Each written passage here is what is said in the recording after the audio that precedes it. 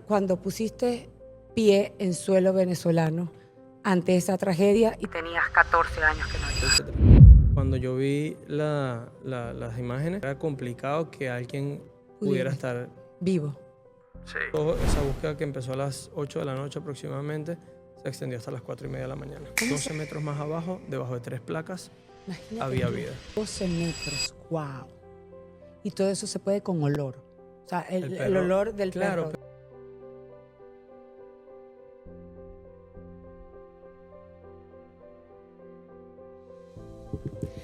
Cuando ocurre una tragedia, todos queremos salir, pero existen personas que hacen exactamente lo contrario. Entran, no porque no tengan miedo, sino porque todavía creen que alguien puede estar esperando por ellos. Hoy quiero descubrir no cómo trabaja un rescatista, sino cómo ama un rescatista.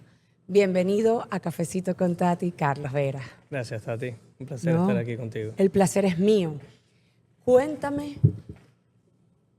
¿Qué me vas a contar, Carlos? ¿Qué quieres saber? Tuye, todo. Hay tantas cosas que se Antes de vivieron ser esos días. rescatista, bueno, Carlos Vera estuvo y fue de los primeros rescatistas que llegaron a Venezuela en la misión de acá de los Estados Unidos. Tu primera, cuando pusiste pie en suelo venezolano ante esa tragedia y tenías 14 años que no ibas. ¿Qué fue lo primero que sentí? Un sabor agridulce, porque evidentemente fueron muchísimos años y muchísimas ganas de poder estar allá y poder volver, pero evidentemente no en estas circunstancias. Yo me imaginaba volver allá con mi familia y ir a las playas, reencontrarme con mi familia que está allá, los cuales en estos días que fui no vi a nadie, no vi a ninguno de ellos. Pero este viaje fue un viaje con un propósito muy, muy puntual. Entonces fue bastante agridulce porque fue ese poder volver, poder respirar ese olor particular que tiene La Guaira cuando te bajas del avión y ese calorcito sabroso. Y volvieron esas vivencias, obviamente. Sí, y de cuando te bajas de un avión y escuchar a tu gente, bienvenido a Venezuela, tal, ¿sabes? Te pone la piel de gallina. Sobrevolar La Guaira cuando ya estás haciendo el aterrizaje. Sí, pero era un espectáculo, pero yo estaba buscando otra cosa, yo estaba viendo otra cosa que no era tan espectacular. Total. Desde el avión es un poco difícil apreciar como que la magnitud del daño, pero si ves, o sea, no logras diferenciar o visualizar estructuras, o sea, lo que veías era una cosa plana prácticamente, o sea, y nada, bueno, aterrizamos, una acogida, un recibimiento muy, muy sabroso, diría yo, entre venezolanos y aparte ver la cara cuando se abrió esa puerta del avión y ver la cara de los que están ahí de ser el primer avión que aterriza en Venezuela. Bueno, fuimos 3 aviones que aterrizamos al mismo tiempo, todos del mismo grupo, con el mismo propósito, llevar insumos de emergencia para rescatistas, o sea, insumos con propósito para los que están ayudando. Porque cuando esto sucede, lo primero que se nos vino a la cabeza fue, o lo que se me vino a la cabeza fue que esto iba a descolocar a Venezuela y que no íbamos a tener las herramientas adecuadas para poder rescatar y asistir. Entonces dijimos, ok, digamos que logramos crear un equipo SWAT de búsqueda.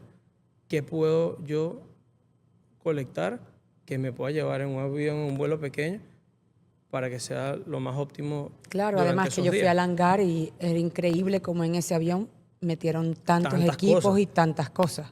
Palas, picos, sí, y yo decía, impresionante. Yo no sé cómo los dueños de los aviones están prestando esto para esto. Y yo le decía, hermano, ¿estás claro que lo que vamos a meter? Un nivel de desprendimiento. No importa, métalo. El perro está en su peor momento, bota pelo, no me importa, mételo. El perro va, tú vas, los equipos van, hay que ayudar. Y yo, ok, empezamos a organizar todo, metimos, y bueno, aterrizamos allá. Cuando ellos nos ven, ya quienes nos estaban recibiendo sabían un poco de qué iba el tema, y cuando se abren esas puertas y ves la cara, fue así como que una cara de alivio. De esperanza, es la cara de esperanza. Sí, fue algo así como que, ok, están llegando quienes tienen que llegar. Y quizás no seamos los rescatistas que tiene Estados Unidos como gobierno u otros países, pero fue ayuda y viniendo de venezolanos de afuera. Entonces esas primeras caras y esas impresiones quedaron marcadas porque fue como un relief de ok, vamos a bajar todos, cómo hacemos, cómo ayudamos, y a partir de ahí empezó una dinámica bien bonita. Y esa dinámica que fueron ustedes los rescatistas que salieron de acá, más la gente de allá es tal cual como la vemos en los videos, gente de allí, de la zona, escarbando, ayudándolos ustedes en todo y sirviendo ellos de guía para poder rescatar a su gente. Ahorita cualquier persona que sea de La Guaira, o incluso hasta fuera de La Guaira, porque había personas que eran Que bajaban de Caracas. o de otros estados, que estuvieron ahí buscando en labores de búsqueda, de rescate, de recuperación, y asistiendo a los rescatistas, porque el rescate no es solo el que está ahí quitando piedras o buscando o marcando un punto. El rescate es la persona que está asistiendo con el agua, el que está asistiendo con el hielo, el que está con la comida. O sea, es un teamwork. Es un team. Entonces, yo creo que ahorita cualquiera en Venezuela pudiera colocarse lo que sea que haga, rescatista. Porque el trabajo que han hecho y sin conocimiento técnico, pero con la voluntad y el corazón y el coraje de, ¿sabes qué? Somos hermanos, somos venezolanos, aquí nos vamos a ayudar entre todos y el que menos tú creías o la que tú menos veías capaz, está levantando piedras y moviendo escombros y echando pico, pala, donde en su vida sabía lo que era un rotomartillo o un grinder, un esmeril o cosas así. Estaban, ¿cómo se usa esto? ¿Dónde se prende? ¿Dónde se acá? ¿Esto corta así? Ok, bueno, para adelante. Y tú como que, ¿cuál fue la imagen que más te marcó o la familia o qué pasó? Y sobre todo la entrada de Sila ahí, que no había ningún perro rescatista para ese entonces, entiendo, ¿no? Bueno, habían ya grupos oficiales internacionales, estaba incluso de Venezuela, estaba también. Sí, porque nosotros llegamos el domingo, esto pasó el miércoles en la tarde-noche, y a nosotros nos tomó un par de días en toda la logística para poder llegar allá. Y mencionando que nuestra intención, nuestro grupo, nuestro aporte fue netamente voluntario y a través de lo que pudimos recolectar social, o sea, entre la sociedad civil organizada. Sí, porque nosotros no nos pagó pasaje al gobierno ni nada. O sea, todo esto fue entre venezolanos y hermanos de otras nacionalidades que simplemente decidieron, ¿sabes qué? Vamos a aportar. Claro, los llamados espontáneos que todo el mundo hacía y estaban los aviones en el hangar y a meterlo y todo lo que la gente llevaba para los hangares. Correcto. Entonces, simplemente nos organizamos, fuimos allá.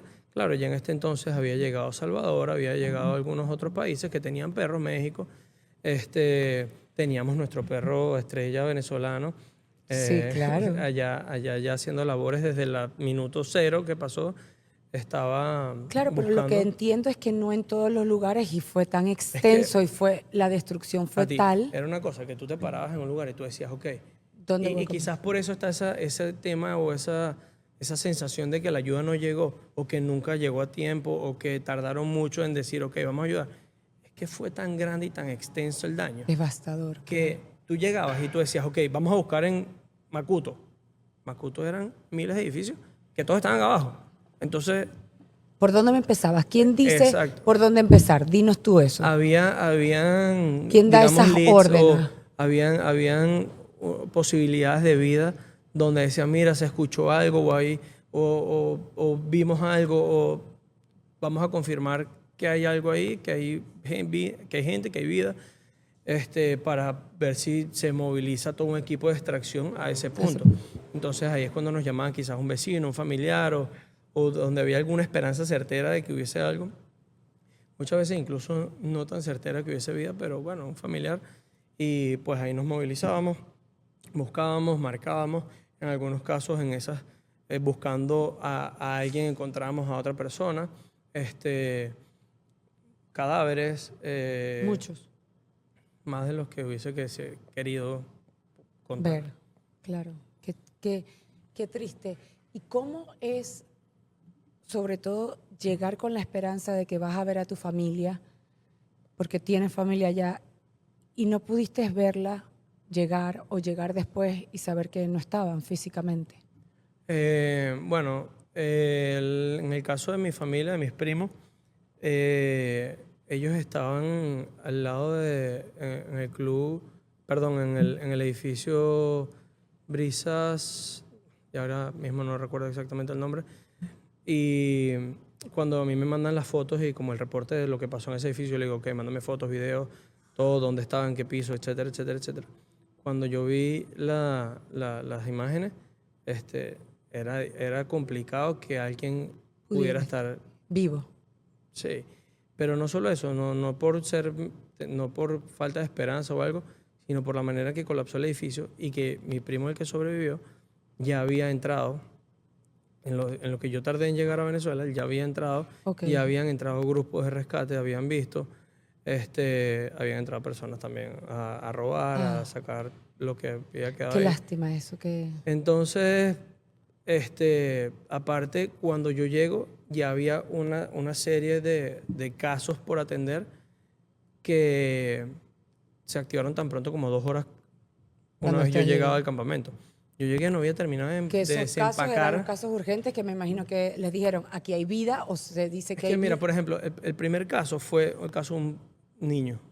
Ok. Y llegamos, estaba yo sacando todos los insumos, los equipos. De hecho, estaba haciendo un live en ese momento.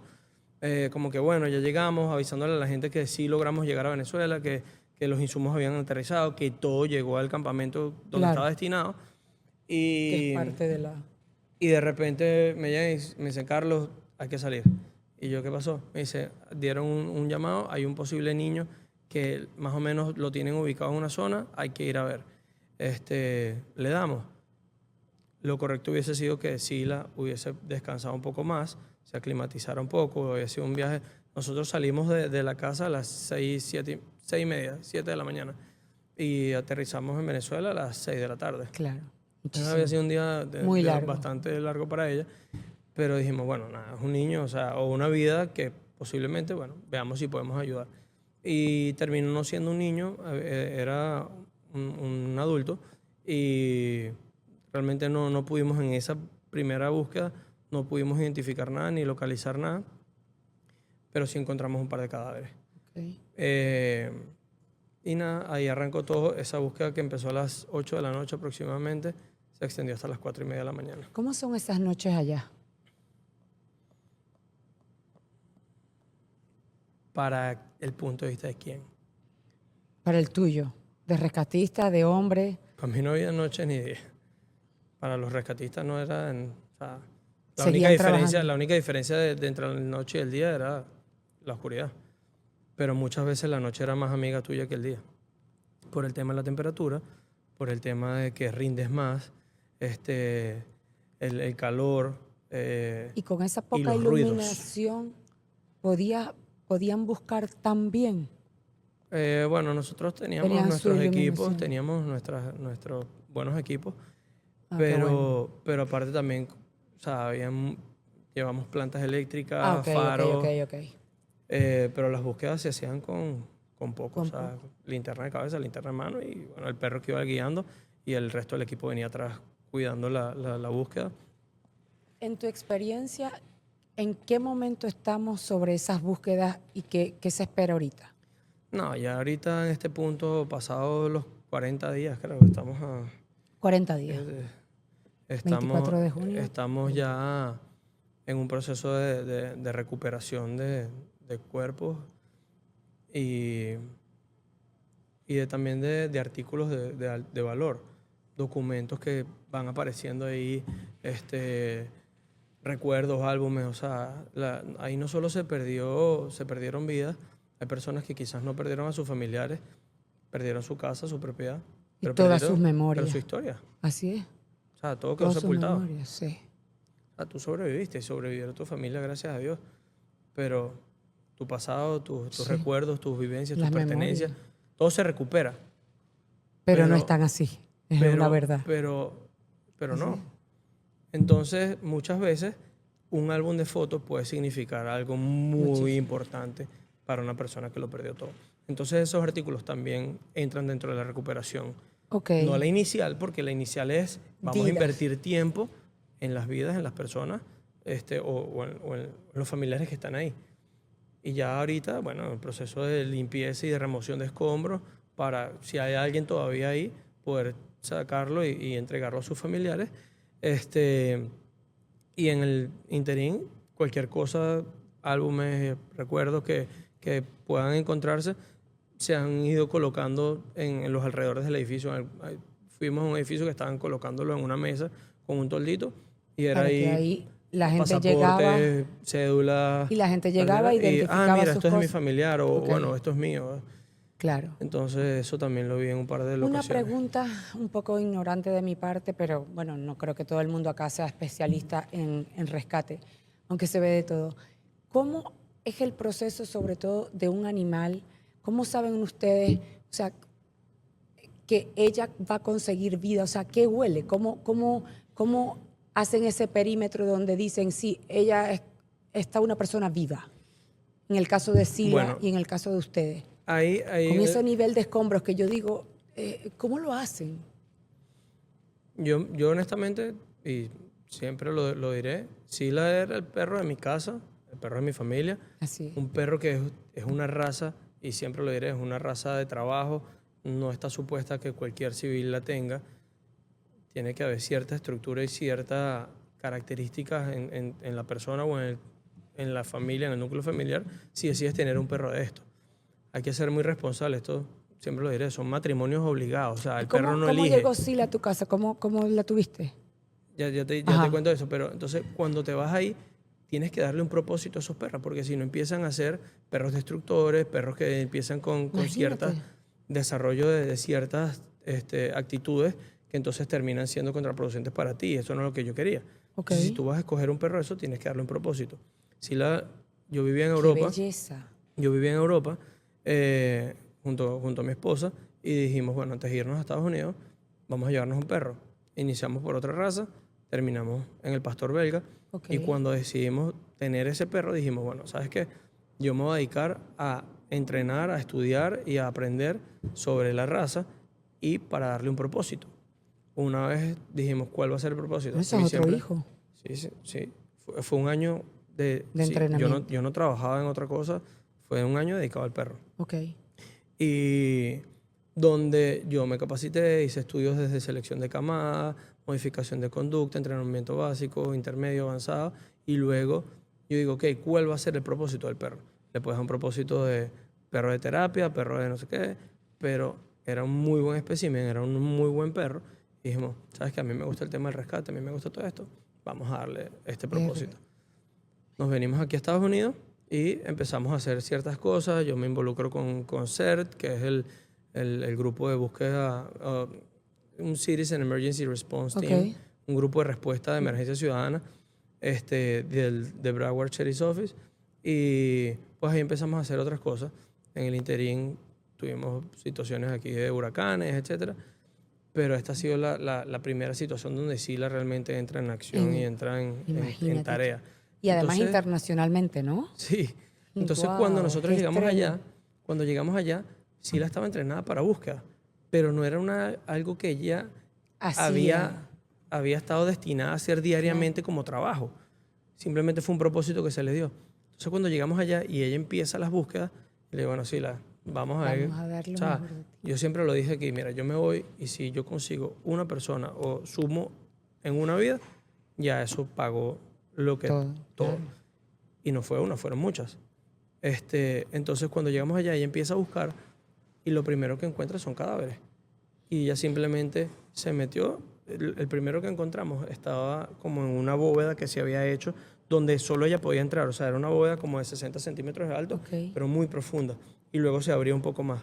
Y habían dos placas que habían colapsado y habían dos personas ahí. Y entonces ella entró y de repente, eso fue en la noche, y escucho que deja de caminar. Entonces alumbro hacia adentro y veo y se quedó parada así frente a los cadáveres, a los cuerpos, y como que, ok, ahí están, ya, sí, la vente, marcamos el lugar. Uno de los rescatistas que venía con Y eso es nosotros con marcó. comandos. Sí. Ok.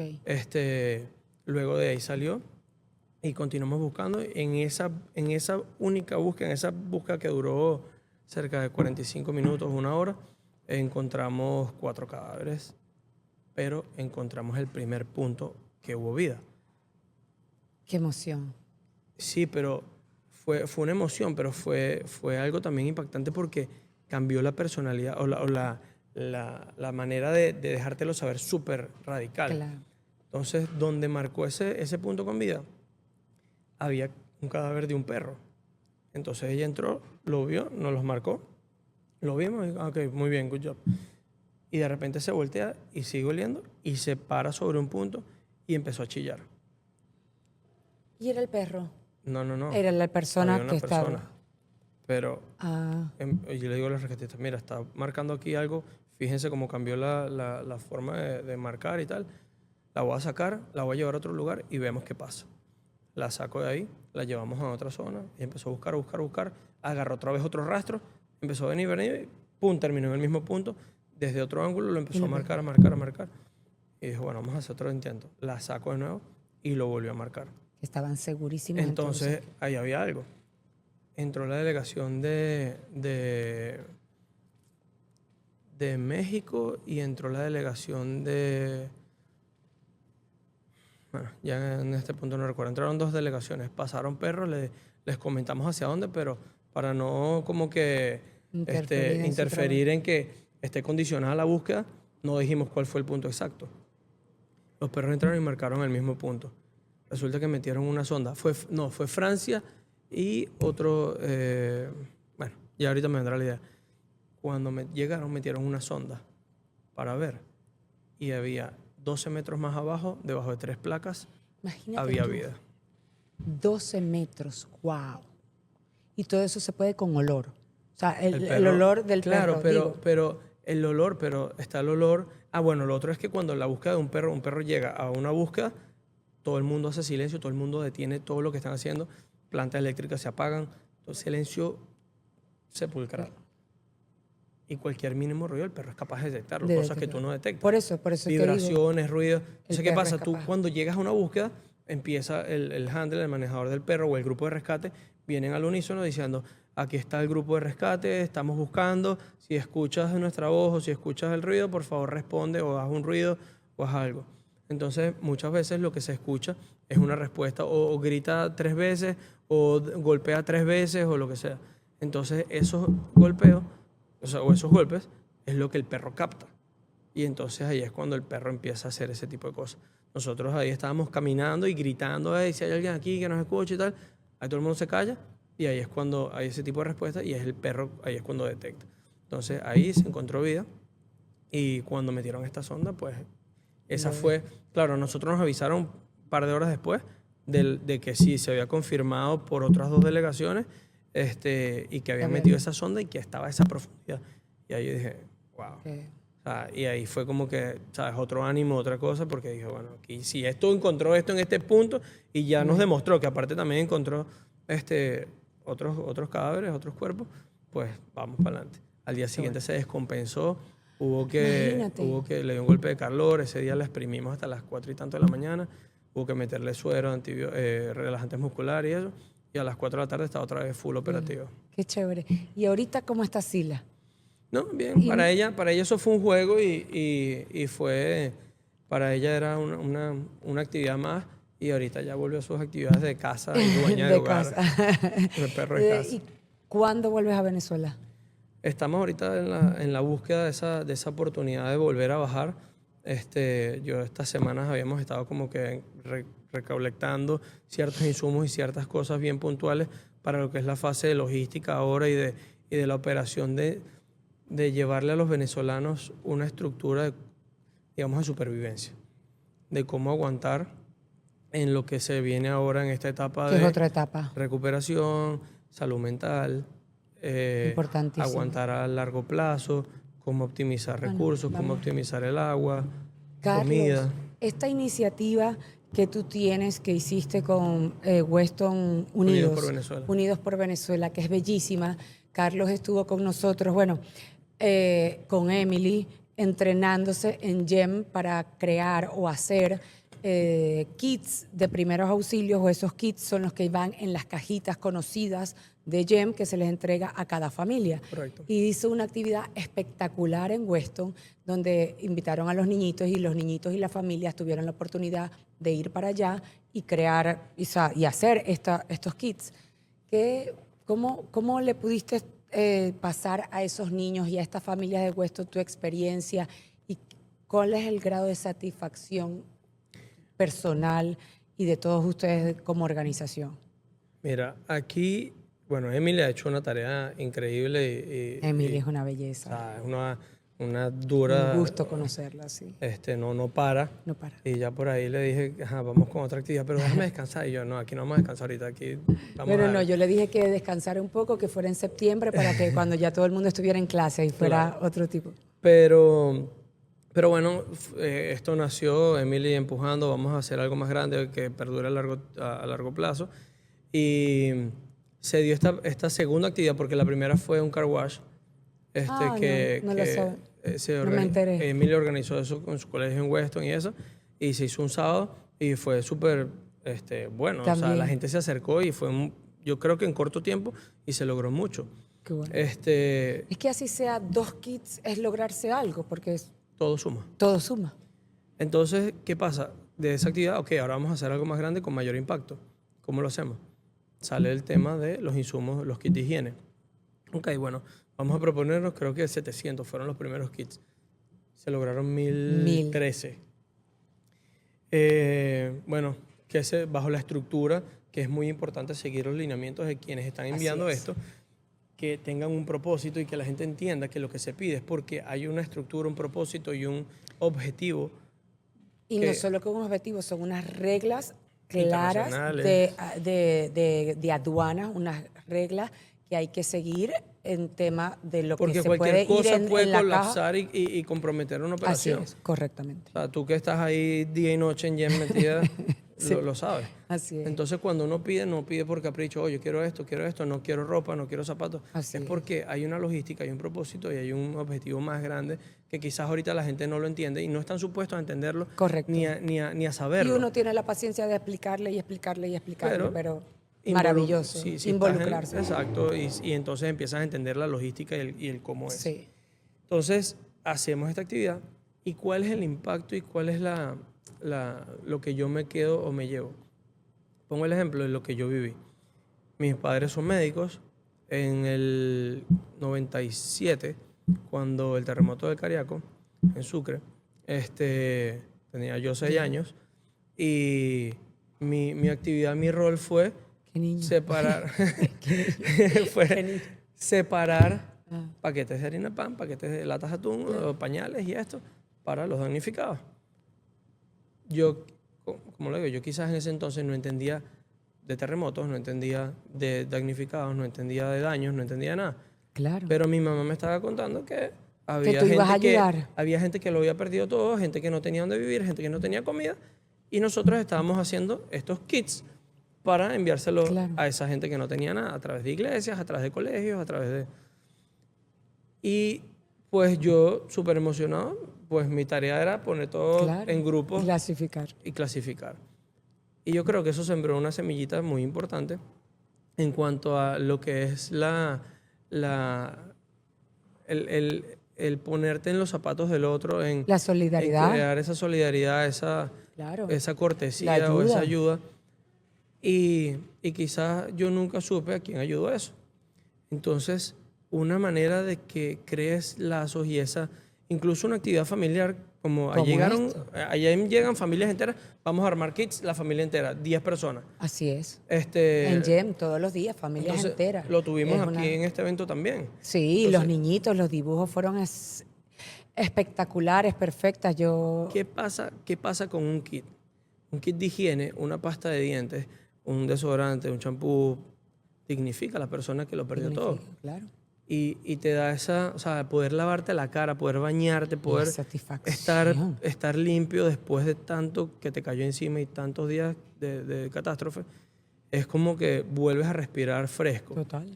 Un alivio. Pero cuando reciben esa carta, las personas... Es un regalo al alma. Es como que, ¿sabes? Esto no me lo está mandando una máquina, esto no me cayó del cielo.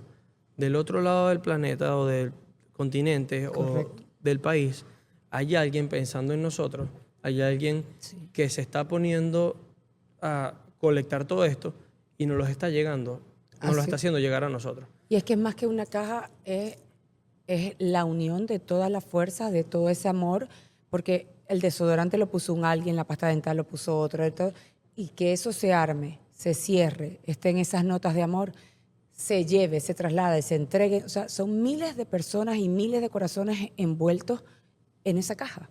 Si te llega tu pareja y te trae un desayuno a la cama Es él y solo. te dice, y si te lo trae con una carta aparte, Ahí cambia todo.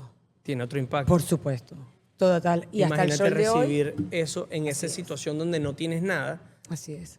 y te llega esa comida, esos No. artículos de Y tú higiene, ves la tú caja. dices, wow, me llegó ayuda. Y la abres y lo primero Sí. que ves es una carta donde dice, mañana será mejor, Sí, fe, sí. esperanza, O un niñito, mensaje de aliento, fuerza, pintado con la pintado, bandera a lo una mejor mal belleza. pintada porque los niños de nosotros han crecido lejos de la tierra de sus padres y no conocen de Y ese tienen la origen. capacidad de estar ahí y hacerlo. Es una maravilla, es una Pero belleza. hoy ¿no? estás ayudando y estás sembrando esa semillita Así es. de esperanza, de solidaridad y de poder acercar a esa pequeña persona al país donde todos quisiéramos llevarlo y que conozcan.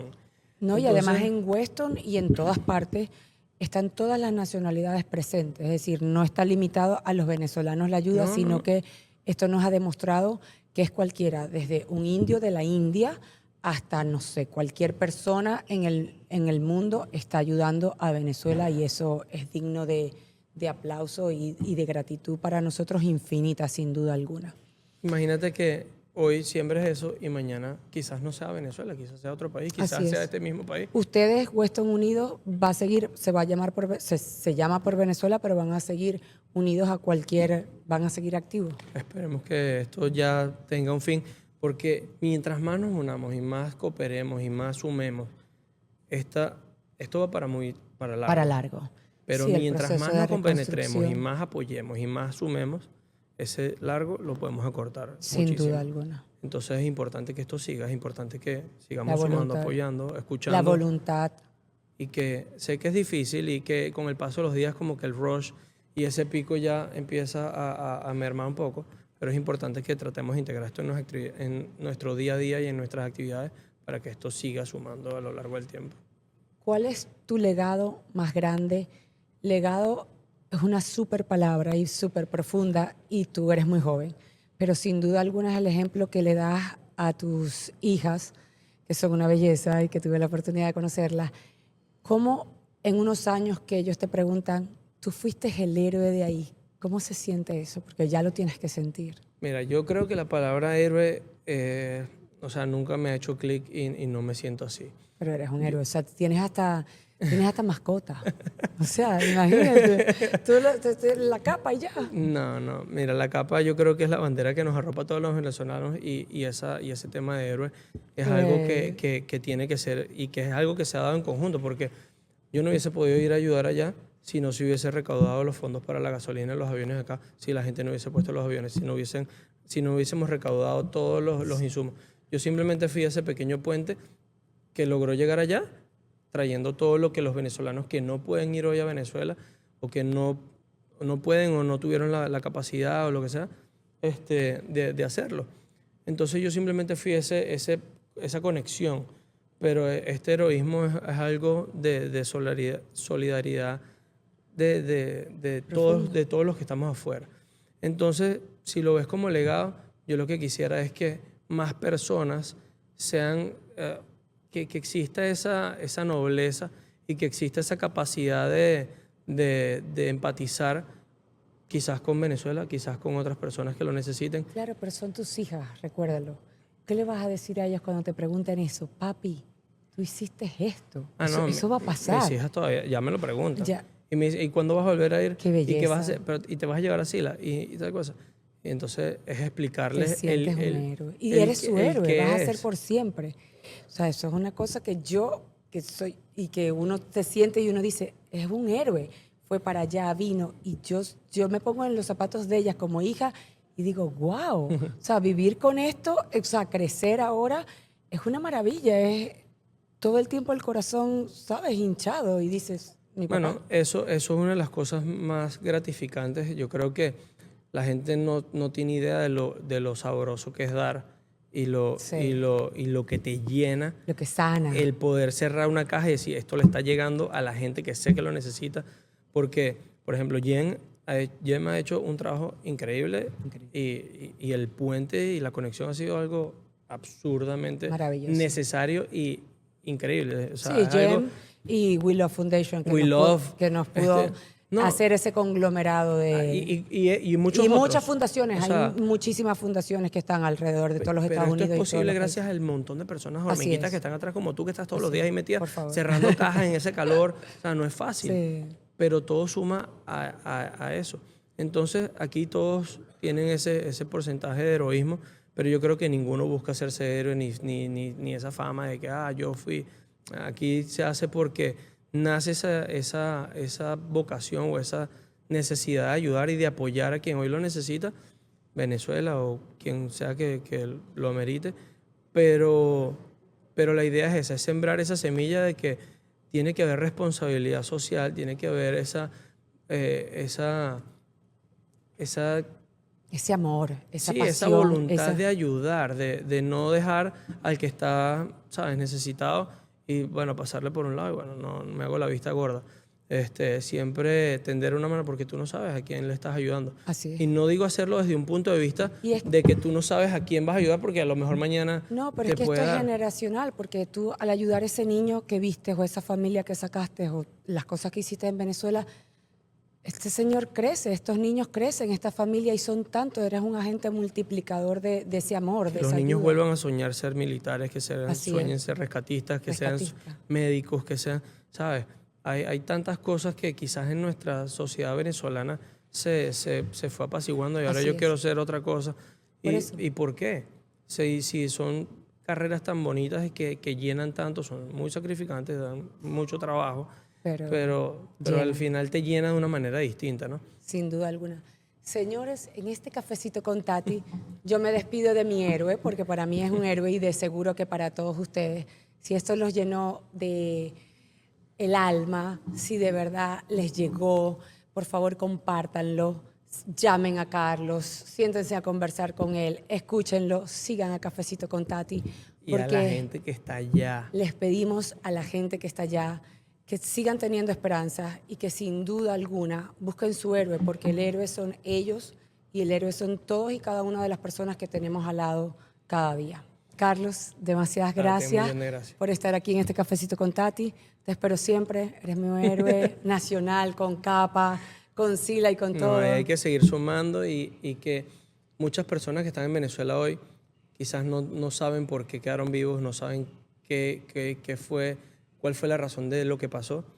Busquen, se pregunten por qué quedaron así y busquen su propósito, lo tienen y por alguna razón ustedes están hoy aquí con nosotros. Muchos se voltearon a seguir ayudando, busquen el propósito, pidan ayuda si la necesitan y están las personas dispuestas a ayudar y seguir escuchándolos y apoyándolos. Entonces creo que es importante reconocer el tema de la ayuda.